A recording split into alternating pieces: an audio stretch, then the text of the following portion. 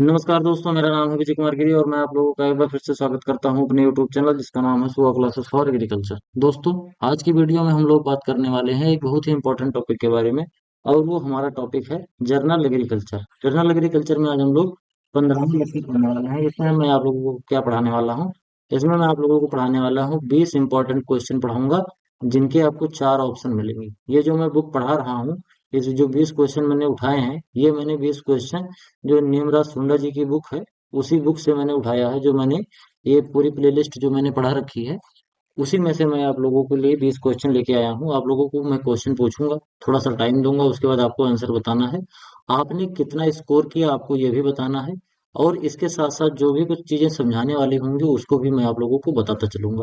और इसके साथ साथ मैं ये भी बताना चाह रहा हूँ आप लोगों को कि अगर आप लोग इसको पढ़ रहे हैं तो इससे पहले आप ये इंश्योर कर लीजिए कि आपने निमरा सुंदर जी की जो बुक है, उसको जो मैंने पढ़ाया है उसको आपने पढ़ रखा हो।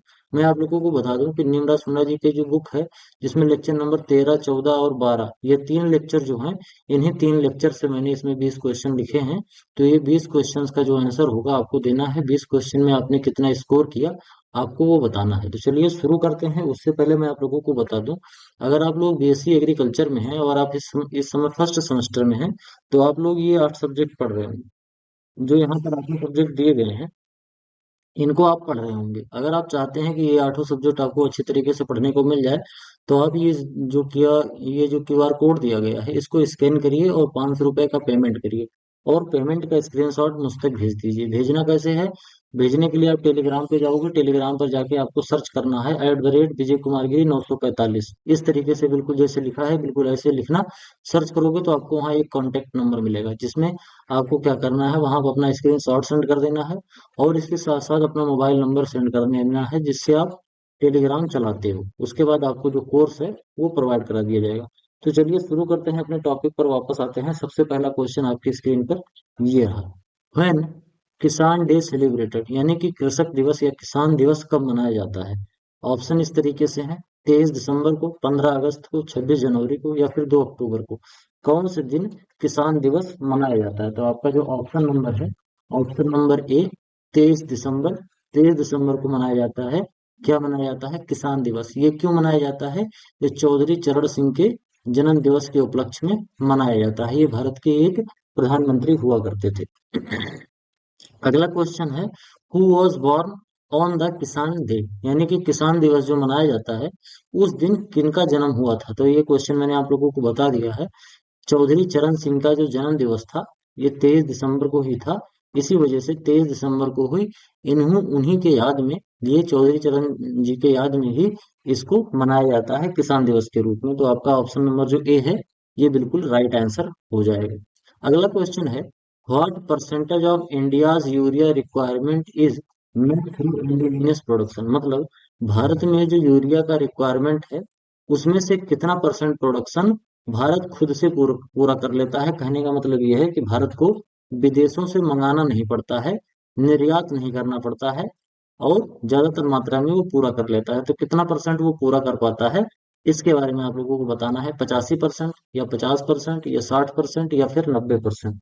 तो इसमें से जो आपका राइट आंसर हो जाएगा, वो हो जाएगा ऑप्शन नंबर ए, 85%। यानी कि अगर भारत को 100 किलोग्राम यूरिया की जरूरत है, तो 100 किलोग्राम में से 85 किलोग्राम भारत खुद से बना लेता है, और बाकी जो है 15 किलोग्राम जो बच रहा है, इसको क्या करता है, इसको इंपोर्ट करता है, इसको दूसरे देशों से मंगाता है। अगला क्वेश्चन है, how much how much of the fertiliser cost is paid by farmer. ध्यान से समझना, भारत में जो भी केमिकल फर्टिलाइजर आयात करे जाते हैं, जितने भी केमिकल फर्टिलाइजर इंपोर्ट होते हैं, उसमें क्या करते हैं, गवर्नमेंट सब्सिडी देती है। और वो सब्सिडी देने के बाद गवर्नमेंट फिर जो बाकी रकम बचती है, वो किसानों को पे करना होता है। तो आपका क्वेश्चन ये है कि भारत में किसान एक्चुअल जो फर्टिलाइजर की कॉस्ट होती है उसका कितना परसेंट पे करते हैं? आपके ऑप्शन इस तरीके से हैं: 50 से 60%, 25 से 40%, 75 से 90%, या 10 से 20%। कितना परसेंट किसान अपने तरफ से पे करते हैं? तो अगर मैं इसके बारे में बात करूं, तो ऑप्शन नंबर जो बी है, यानी कि 25 से 40%, इतना रुपया ही किसानों को देना होता है। मान लो कि अगर कोई फर्टिलाइजर है वो 100 रुपए वो 100 किलोग्राम और 100, मान लो कि कोई एक ऐसा फर्टिलाइजर है जो कि 100 रुपए पर किलोग्राम की दर से आ रहा है। अगर भारत सरकार इसको इंपोर्ट कर रही है और इंपोर्ट करने का कॉस्ट कितना जा रहा है, 100 रुपए पर किलोग्राम की, तो उसमें क्या करती है गवर्नमेंट, सब्सिडी दे देती है। और सब्सिडी देने के बाद किसानों को केवल कितना देना पड़ता है, 25 से लेके केवल 40%, यानी कि लगभग 25 से लेके 40 रुपए के आसपास ही किसानों को देना पड़ता है पर किलोग्राम के हिसाब से। बाकी किसानों को क्या होता है, बाकी किसानों को लगभग 75 60 60 से 75% तक की छूट मिल जाती है। ये किसानों को पता ही नहीं होता है, क्योंकि गवर्नमेंट जो एमआरपी लिखती है वो केवल इतना ही लिखती है, यानी कि सब्सिडी को काट कर ही लिखती है।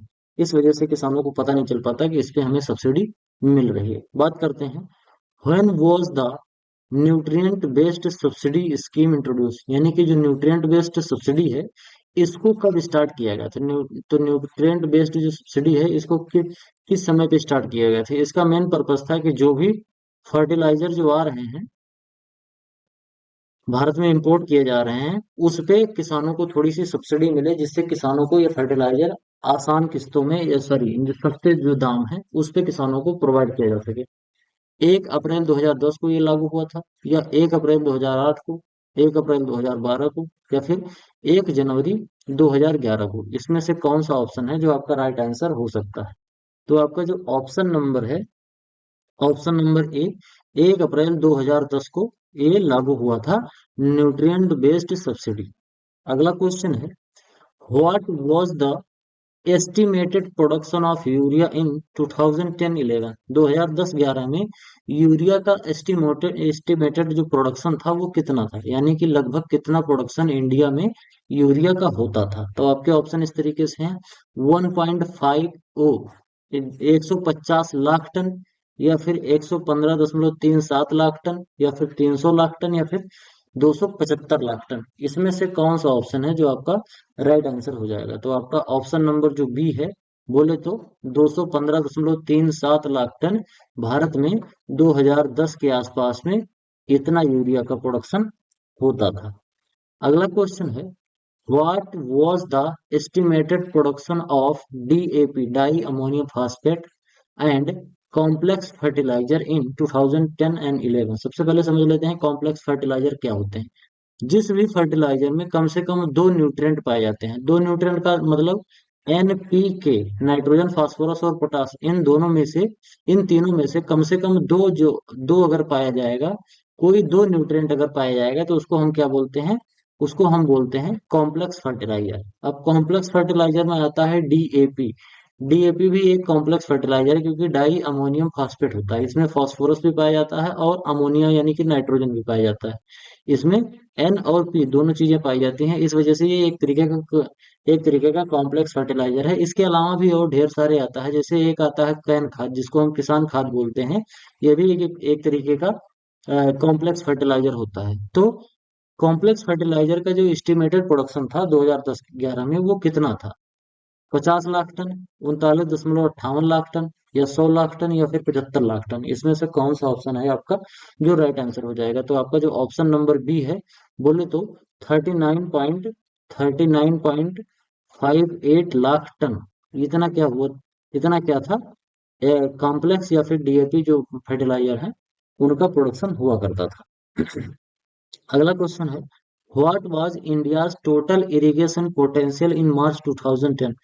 मार्च 2010 में भारत में इरिगेशन का पोटेंशियल कितना था। कहने का मतलब, भारत में कितने हेक्टेयर जमीन थी जिसको भारत सिंचाई कर सकता था, जिसपे हमारे पास सिंचाई की सुविधा उपलब्ध थी। 75.2 मिलियन हेक्टेयर, 100.5 मिलियन हेक्टेयर, या फिर 108.2 मिलियन हेक्टेयर, या 115.3 मिलियन हेक्टेयर। इसमें से कौन सा ऑप्शन है जो आपका राइट आंसर हो जाएगा। तो जो आपका राइट आंसर है वो हो जाएगा option number C, 108.2 million hectare जो है वो भारत में क्या हुआ होता था 2010 के अंदर। 2010 के आसपास में 108.2 मिलियन हेक्टेयर भारत में जो जमीन थी वो कैसी थी, वो इरिगेशन वाली पोटेंशियल की थी, यानी कि उसमें इरिगेशन हम लोग कर सकते थे, इरिगेशन की फैसिलिटी उपलब्ध थी। What percentage of annual rainfall occurs during the south west monsoon. ध्यान से समझना, भारत में जो भी मानसून होता है, मानसून में जो भी बरसात होती है, या ऐसे कह सकते हो कि भारत में ज्यादातर जो मानसून भारत में जो ज्यादातर बरसात होती है वो साउथ वेस्ट मानसून की वजह से ही होती है। क्वेश्चन यहाँ पर पूछा जा रहा है कि साउथ वेस्ट मानसून जो होता है उसकी वजह से भारत में कितनी बरसात होती है, 50%, मोर देन 75%, 60% या फिर 90%। तो आपका जो ऑप्शन नंबर बी है वो होगा आपका बिल्कुल राइट आंसर। यानी कि ऐसे बात समझना कि अगर मान लो भारत में 100 million hectare, sorry, hundred hundred मान लो, ऐसे समझो कि ध्यान से मान लो कि भारत में कितना हो रहा है, 100 लीटर, 100 लीटर अगर बरसात हो रही है भारत में पूरे साल भर में, तो उसमें से जो 75 लीटर बरसात हो रही है वो 75 लीटर बरसात किसकी मदद से होती है, साउथ वेस्ट मानसून से। और ये साउथ वेस्ट मानसून जो होता है ये कहाँ कब रहता है, जून में रहता है, जुलाई में रहता है, अगस्त में रहता है, और उसके बाद सितंबर में रहता है। तो ये 4 महीने जो होते हैं, इसी 4 महीने में भारत अपना लगभग मोर देन 75% जो वाटर है रेनफॉल वाला वो रिसीव कर लेता है।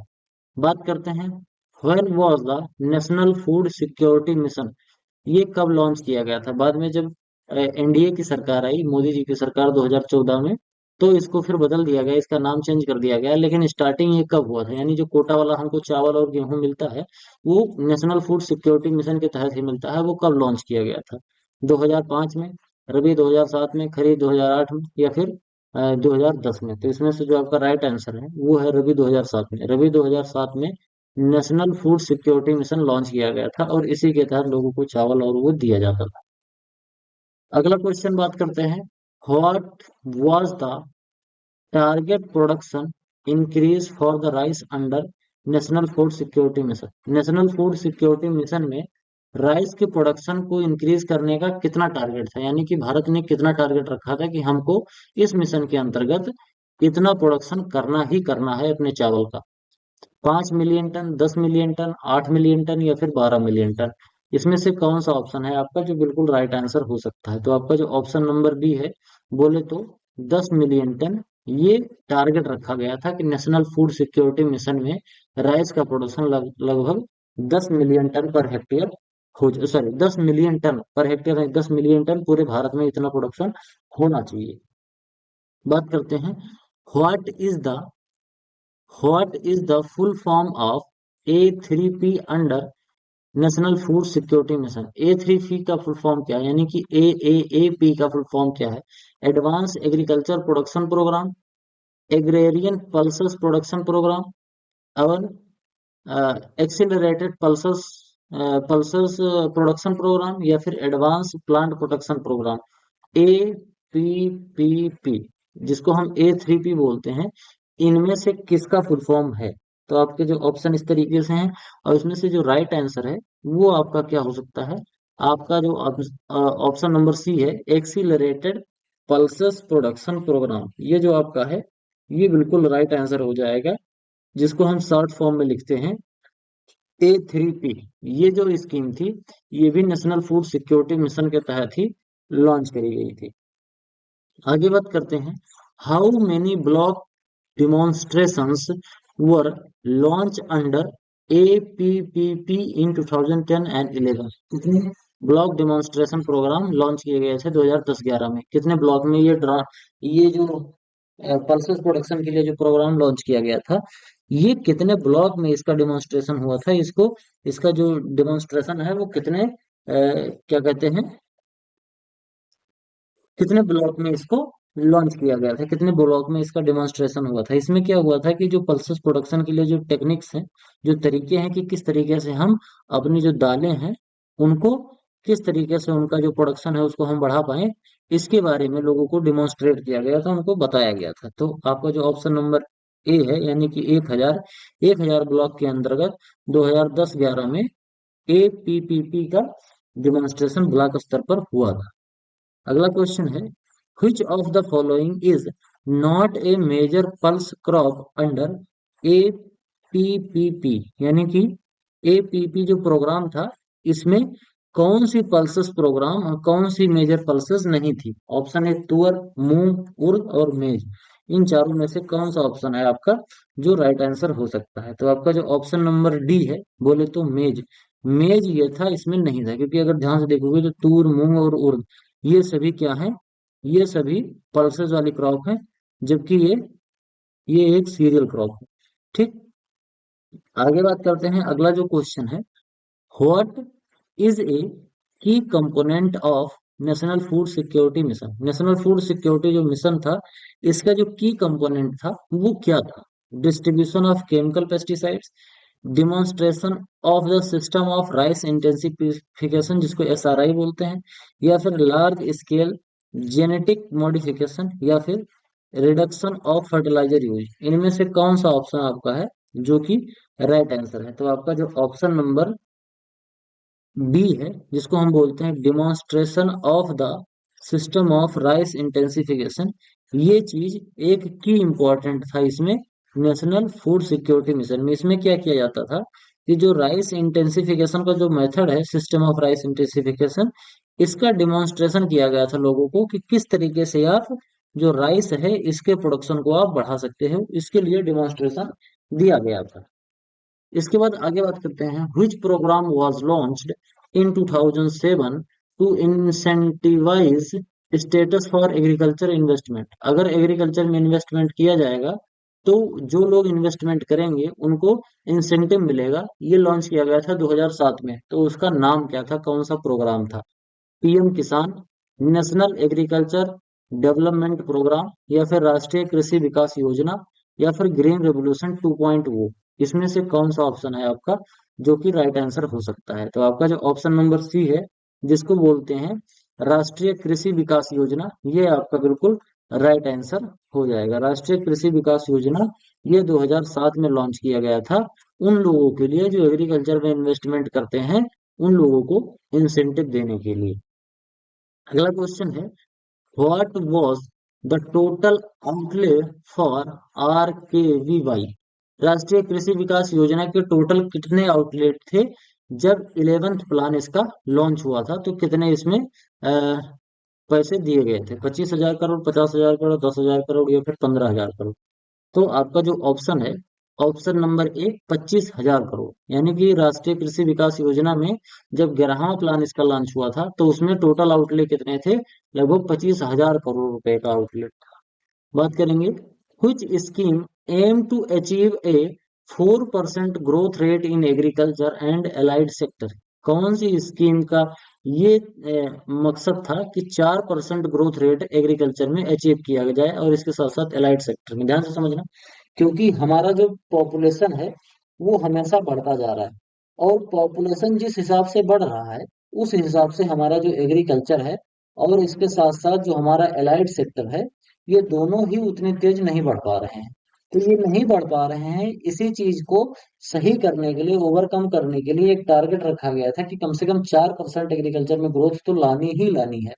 तो वो कौन सा स्कीम था जिसका ये काम था? तो आपके ऑप्शन इस तरीके से हैं, PMFBY, RKVY, या फिर NFSM, या फिर NBS। अगर आप लोगों को इन सबके फुल फॉर्म पता होंगे तभी आप लोग जो क्वेश्चन है उसका सही आंसर दे पाओगे। तो एक एक साथ कई चीजें आपको जानना जरूरी है अगर आप इसका सही आंसर देना चाहते हैं। आपका जो ऑप्शन है, ऑप्शन नंबर जो बी है, राष्ट्रीय कृषि विकास योजना, ये इसका बिल्कुल राइट आंसर हो जाएगा। राष्ट्रीय कृषि विकास योजना में एम रखा गया था कि एग्रीकल्चर और एलाइड सेक्टर जो है उनका जो ग्रोथ है, एनुअल ग्रोथ रेट, वो कम से कम 4% से ज्यादा ही हो। when was the When was the integrated scheme of oil seed pulses, oil palm and maize, जिसको हम बोलते हैं ISOPOM, integrated scheme of oil seed pulses, oil palm and मेज लॉन्च, ये कब लॉन्च किया गया था? आइसोपोम, आइसोपोम ये जो स्कीम थी ये कब लॉन्च की गई थी? 2000 में, 2004 में, 2010 में, या फिर 1998 में? कौन सा ऑप्शन आपका है जो राइट आंसर हो सकता है? तो आपका जो ऑप्शन नंबर बी है, बोले तो 2004, ये आपका बिल्कुल राइट आंसर हो जाएगा, क्योंकि 2004 में ही आइसोपोम को लॉन्च किया गया था। अगला क्वेश्चन है, how many state are covered under ISOPOM for maize production. Maize production के लिए कितने स्टेट को इसमें कवर किया गया था? 10 स्टेट, 15 स्टेट, 20 स्टेट या फिर 5 स्टेट? तो इसमें से जो आपका राइट आंसर है ऑप्शन नंबर बी, 15 स्टेट। मेज के प्रोडक्शन के लिए आईसो जो फॉर्म स्कीम थी, इसमें 15 स्टेट को कवर किया गया था कि ये 15 स्टेट में मेज का जो प्रोडक्शन है उसको इंक्रीज करने के लिए काम किया जाएगा। तो आज की वीडियो में केवल इतना ही, आपके 20 क्वेश्चन थे वो कंप्लीट हुए। वीडियो पसंद आया हो तो वीडियो को लाइक करें, हमें फाइनेंशियली सपोर्ट करने के लिए इस क्यूआर कोड को स्कैन करें। और आपके जो भी सुझाव हैं कमेंट बॉक्स में जरूर लिखें। चैनल पर पहली बार आए हैं तो चैनल को सब्सक्राइब जरूर करें। मिलते हैं किसी दूसरी वीडियो में, तब तक के लिए इजाजत दीजिए। धन्यवाद।